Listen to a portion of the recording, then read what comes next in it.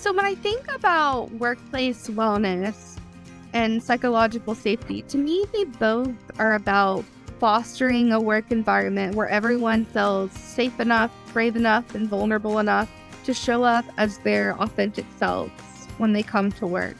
Feeling like they don't have to mask themselves, but also feeling like they can speak up when they do have a concern.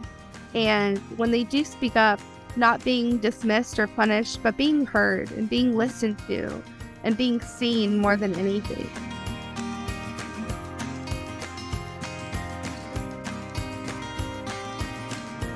Hello, everyone, and welcome to Kim's Coffeehouse Chat, where we will connect with national leaders to talk about wellness, psychological safety, and other topics while having a good time. Hey, everybody, I'm Kim Ewing from the National Empowerment Center, and today we'll be sharing a lovely conversation I had with Rebekah Bagley, who is a subject matter expert on the topic. Enjoy the conversation, and remember to share. Good afternoon. Well, it's good to see you, and thank you for just taking time out and just spending some time with me today.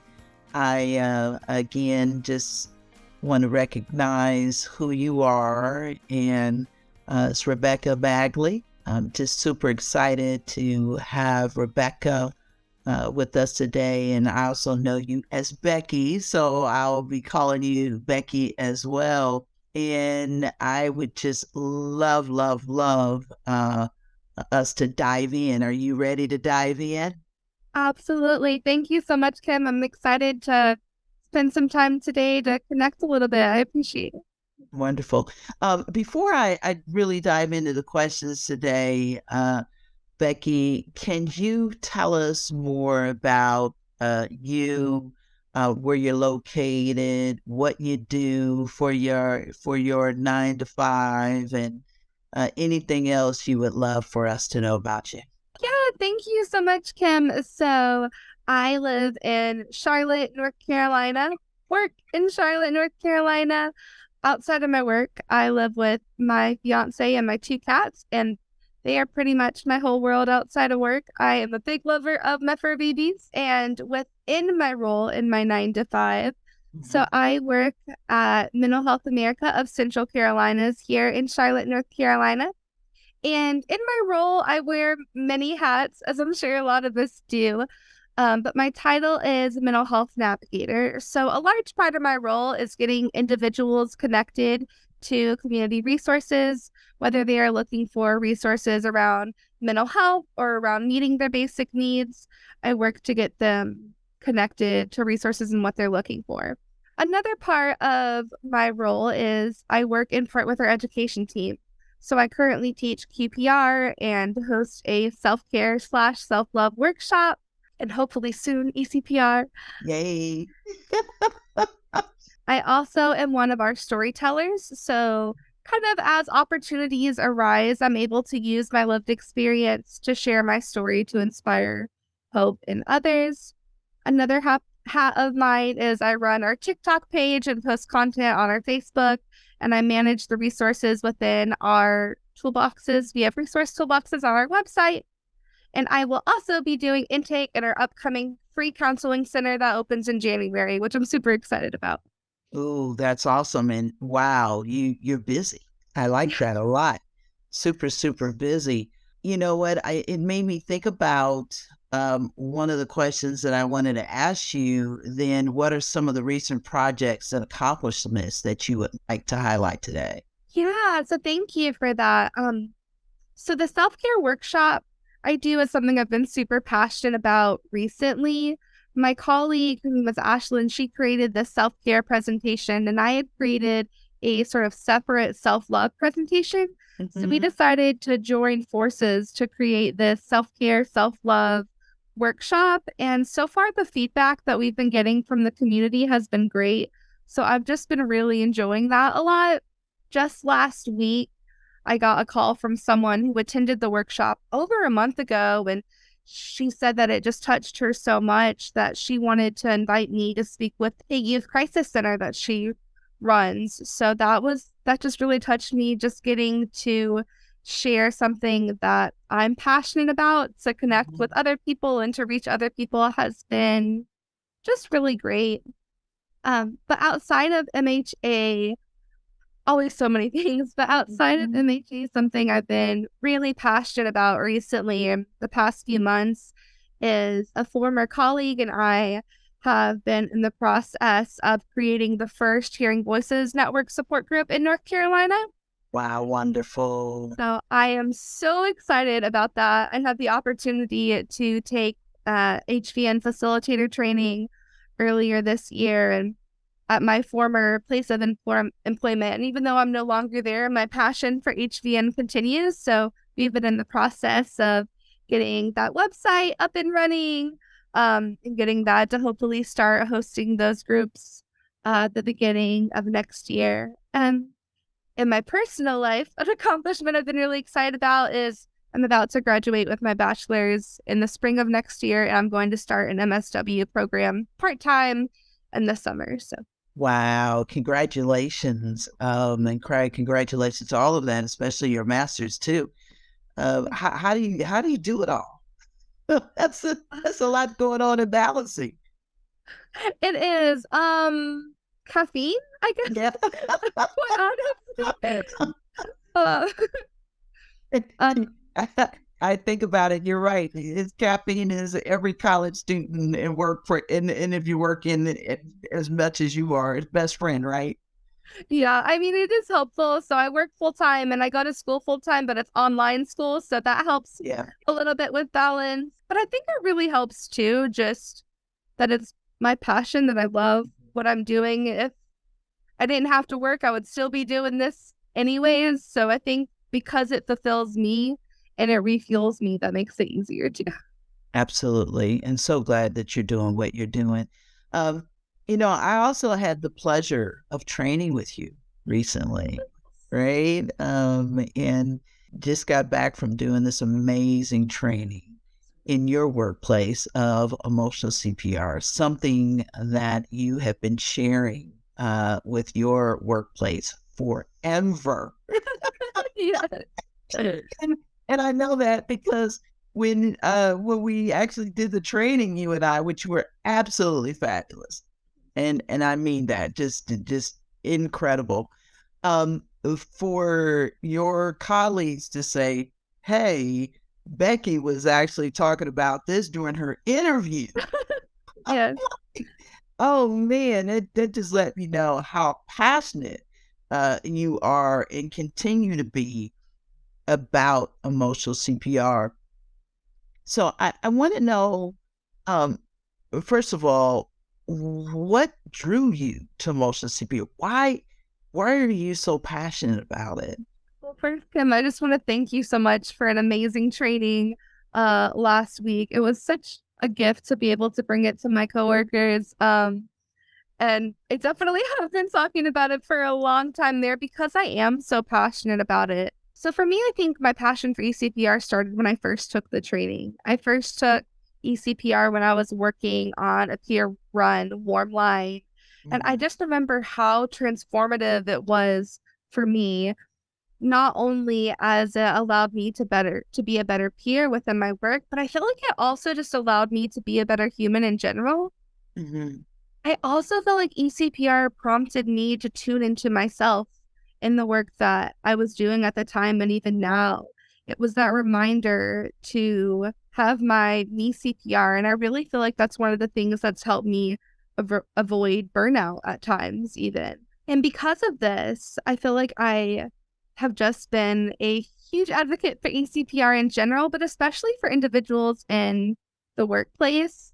After I took the training, I ended up becoming, the apprenticeship process and became an eCPR educator. And within that, I've had the honor to help teach eCPR to staff. And I've just really seen how teaching eCPR can just destroy these barriers and culture vulnerability and bring just the strong, deep connectedness among staff. And it's been so beautiful to witness. There was a training I did in the summer of this year, and I remember one person, I can't remember exactly what they said, but they just mentioned how one of their colleagues, they'd been working together for several years, something over 5 years, and they had no idea some of the things that they had been dealing with the past several years. And it was just so beautiful to, kind of get out of their heads for a little while and connect on that heart level and see their coworkers as human and just connect on that deep vulnerability. I felt like it was so powerful. And because of that, I just from the get-go was wanting to bring that to my current employer with MHA. And I'm so grateful that we were able to do that. Yeah, absolutely. And thank you. Of course, you're speaking my language when I think about it, because personally, it's changed my life. And professionally, I see that it changes lives all over the world. And being able to have the honor to actually do some of these trainings all over the world. And it just continues to inspire me.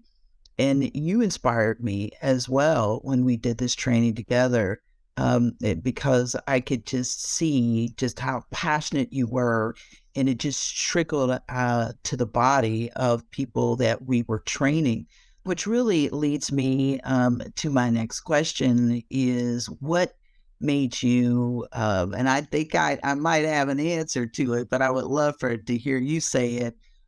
What made you just so gun ho in bringing it to your workplace? Because I know that many of them said, "Hey, Becky has been singing this for the longest," and many of the people said they want to support you to bring emotional CPR because you had already like, what is this that she's talking about? This is amazing. Whatever it is, we have to have. But what pushed you to say, you know what? We need emotional CPR in our workplace. Thank you so much, Kim. I think really, I know some of my colleagues mentioned how I said it from the get-go and my interview for my current job. And I think it's just simply because I know how good emotional CPR has made me feel and all the ways that it's impacted my life personally and professionally. And it's so different than some of the trainings that are currently out there that I felt like it was something different that they needed because I know it's something that I needed. And so I just wanted to bring that goodness to other people as well, especially to the staff where I work at. I just felt the need there, having that awareness from how transformative it's been in my own life. Thank you for sharing that. So next question for you is, what does workplace wellness and psychological safety mean to you?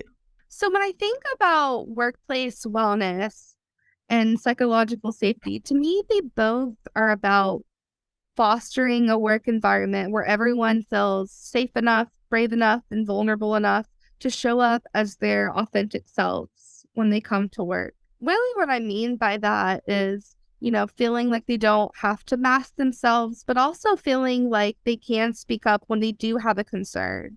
And when they do speak up, not being dismissed or punished, but being heard and being listened to and being seen more than anything.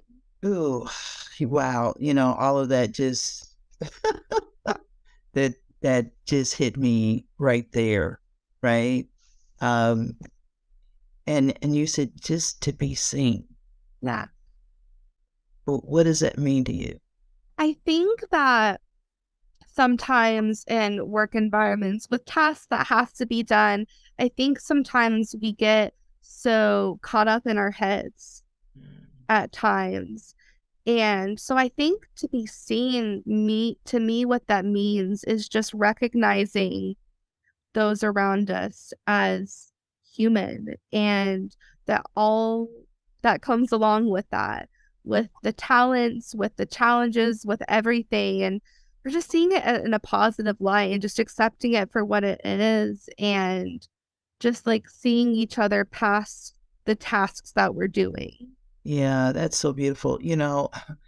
I remember, which wasn't too long ago, a time where it was expected for you to enter the workplace without yourself. right? Whatever it is, that who you are would stay on the outside, Right. right? And that you would walk through that brick and mortar and just be an employee, Right. right? Without the humanness, without emotion, whatever we deem to be professional. And what I'm hearing you saying is that that's harm, that's hurt. Yeah, absolutely. And I don't just think it's harmful for, the employees, but just for the quality of work being done too. Just the kind of age we're in. I know people every now and then will kind of joke or voice concerns about um the amount of jobs that are being replaced by robots and things like that. There's a reason that there are certain jobs that just can't. And it's because we're not robots. We can't just form a task without any emotion behind it. And we wouldn't want to either. I think, especially in the field of work that I'm in, it's important to acknowledge our emotions and at times lean into them, especially when we're supporting people. I know myself, I've been supported emotionally by someone that was completely cut off, and that didn't feel good. Mm. And whether that's because they felt like they had to in their work environment or to protect themselves, I'm not sure. But I think that when we try to leave our authentic selves at the door, we're also leaving our other gifts and other talents that make us a better employee as well. Absolutely. I agree with you so much. Thank you for that. So, what do you love most about the work that you do? I think what I love the most is just moments like this where I'm able to connect with Mhm. another human being, especially connecting on a deep and genuine level every single day. Not everyone gets to do that in their role. And I think it's such a gift. And just to have that heart to heart connection every day in the work that I do. And honestly, another big part for my own personal gain that makes me feel good is that my biggest goal in life has always been to be the person that I feel like I needed when I was younger. Mm. And what I love the most about the work that I do is I get to show up every day as that person. And that's a gift to me. Just had to take a wonderful deep breath. I'm so serious. I mean, it's all of that speaks to me. It's and I don't know if I've actually heard somebody say how I feel. Like when you said that, like I believe the work that I do is to speak to that little girl, right? Absolutely. Yeah. Right. Oh man, that just touched me. Thank you so much for sharing that. You know, I'm make me glad you can relate to that. Thank you. Yeah, absolutely. It'll make me tear up on that because I feel like the work that I'm doing is for that little girl. Yes. And I also feel like the work that I'm doing is for the little boy and the little girl in my parents and my grandparents. I love that. Yeah, of what they didn't get. Right. Because if I could go back in time, I would love to be their best friend and support them along the way. Yeah, so I know we're both going to tear up. We're going to get through this interview though. Oh, so I think people would love to learn this about you because you were just given your trainer certificate. We promoted you to trainer just recently, and so happy to have you to be a part of this family with emotional CPR. So tell me I don't know if you can right now, but you have thoughts because you might be. I think you've been thinking about this for a while. What are the goals? What's big picture for you? Now you're officially a trainer, and you can train adults, you could train young people, you could train any human in the Carolinas, all over the world. It doesn't matter. You're a trainer. What do you want to do? What does this mean to you? Well, first of all, thank you so much, Kim, for all your support, not only this past week, but just your continued support. And I'm just so grateful for everyone at NEC for getting me to this point and all the support along the way. going forward, I more than anything am just excited to bring a lot more trainings to my community in North Carolina. There is a real need here. I've been doing other sorts of trainings and workshops, and I really feel like this has been the missing piece of something different than what we currently offer that people have been very hungry for. So just getting to have that as an option to fulfill that need that's been here for a while, I am just so ecstatic about it. I love it. And I can see it. I know the work that you've already done. And of course, we don't take it lightly in promoting you to educator. And we sure don't take it lightly in promoting you to trainer. I know you've had incredible trainers to help you get to where you are today, and to make sure that this is done with fidelity. And we feel absolutely confident in giving you that certificate as a trainer, that you met all the requirements and so much more. And it makes us feel good to know that you're now going to be out there in the world training all humans. So I wanna ask you to, before we say goodbye, because you never know who's going to be watching this, right? And I would love for you to share, if I'm watching it and I'm listening to Becky about emotional CPR, and I don't know, I haven't taken it. Tell me why. Why should I care about this emotional CPR? Why should I even consider taking it? What do you want to share to that person? So I can speak to what it was like for myself the first time I went into it. I know I mentioned I was working on a peer warm line, but I had no idea what I was walking into. But I do know that I was walking into that training with a lot of walls and a lot of barriers built up. But what I was met with was so much openness and so much just kindness and love, and an invitation to become vulnerable, that I was able to drop walls that I had had for a long time, that I didn't know that I was able to let those down. And it wasn't a push. No one tried to break those down. It was just a gentle invitation. It surprised me as I went through it, because in my mind, I was like, I'm going to take this training and I'm going to learn some things. But I learned more about myself. I learned to be a better human. I learned to connect on that heart level, and I dropped some barriers that I had been holding for a long time. And I was not expecting to gain that much for myself. And I think everyone has a different experience. But I think that if it can do that for me, I'm sure it can do that for someone else. So I think I would invite that person who hasn't taken it, that is unsure, just to try it out, because it's not only beneficial for your professional life, for your personal life, but also for yourself as a human. I love that. Thank you so much, Becky, for that. And for those of you who are watching and you say, man, I want to learn more, please go to our website. Again, Emotional CPR. It's a beautiful training. It's a beautiful practice of how we train people to support those that are going through a crisis or a trauma, through connection, empowerment, and revitalization. And you can Google us with Emotional CPR and just take a look at these wonderful trainers and the trainings that you may be able to connect with. Any last words, Becky? Check out the website. It's amazing.